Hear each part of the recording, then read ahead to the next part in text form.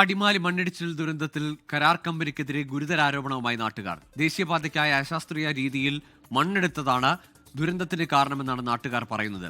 വീഴ്ച സംഭവിച്ചോ എന്ന് പരിശോധിക്കുമെന്ന് Devikulam sub collector Arya VM വ്യക്തമാക്കി. അതേസമയം അടിമാലി കൂമ്പൻപാറയിൽ ഒരു നിർമ്മാണവും നടന്നിരുന്നില്ലെന്നാണ് ദേശീയപാത അതോറിറ്റിയുടെ വിശദീകരണം. നാടിനെ നടുക്കിയ ദുരന്തം വിളിച്ചു വരുത്തിയത് എന്നാണ് നാട്ടുകാർ പറയുന്നത്.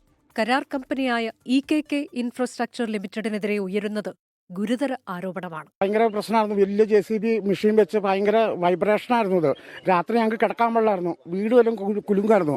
അതുപോലെ ഇതിനൊക്കെ വിള്ളലുണ്ട്. ഈ സാധനം ഏത് നിമിഷവും തള്ളാം. സംരക്ഷണ ഭിത്തി കെട്ടിയാലും അത് സാധനം തള്ളും.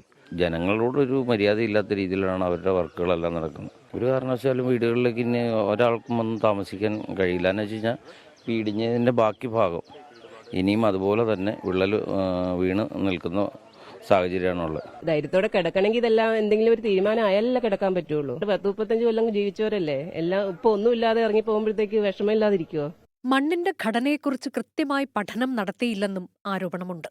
നിരവധി തവണ നാട്ടുകാർ പരാതി നൽകിയിട്ടും അധികൃതർ തിരിഞ്ഞു നോക്കിയില്ലെന്നും അവർ പറയുന്നു. റോഡിന്റെ നിർമ്മാണവുമായി ബന്ധപ്പെട്ട ഒരു അശാസ്ത്രീയതയാണ്. കാരണം ഇതിനെക്കുറിച്ചൊക്കെ ഇവിടുത്തെ ഈ മണ്ണിന്റെ ഘടനയെക്കുറിച്ചൊന്നും പഠിച്ചിട്ടില്ല. ഇപ്പം തൊട്ട് കഴിഞ്ഞാലും ഊർന്നൊക്കെ പോരുന്ന ഒരു ടൈപ്പ് മണ്ണല്ലേ.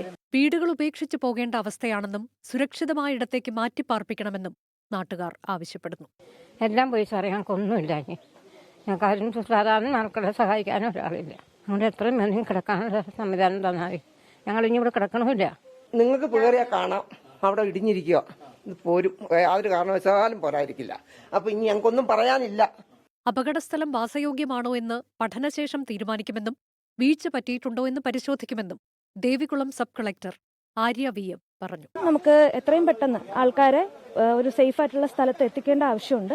അതിനുശേഷം പുനരധിവാസത്തിനെ പറ്റി നമ്മൾ ഉറപ്പായിട്ടും ചിന്തിക്കുന്നതാണ്. പിന്നെ ഈ ഒരു പർട്ടിക്കുലർ ഇൻസിഡന്റിൽ എന്തെങ്കിലും പിഴവ് നടന്നിട്ടുണ്ടോ എന്നുള്ളത് നമ്മൾ പഠനം നടത്തി നമ്മളൊരു വിശദമായിട്ടുള്ള റിപ്പോർട്ടിന്മേൽ ശാസ്ത്രീയമായിട്ട് പറയുന്നതാണ്.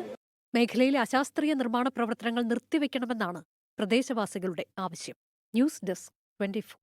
ലോകത്തെവിടെയായാലും ഏത് സമയത്തും 24 വാർത്തകളും ഓഗ്മെന്റഡ് റിയാലിറ്റി പാക്കേജുകളും എക്സ്പ്ലെയിനറുകളും വിശദമായി കാണാൻ ഞങ്ങളുടെ YouTube ചാനൽ നിങ്ങൾക്ക് സബ്സ്ക്രൈബ് ചെയ്യാം.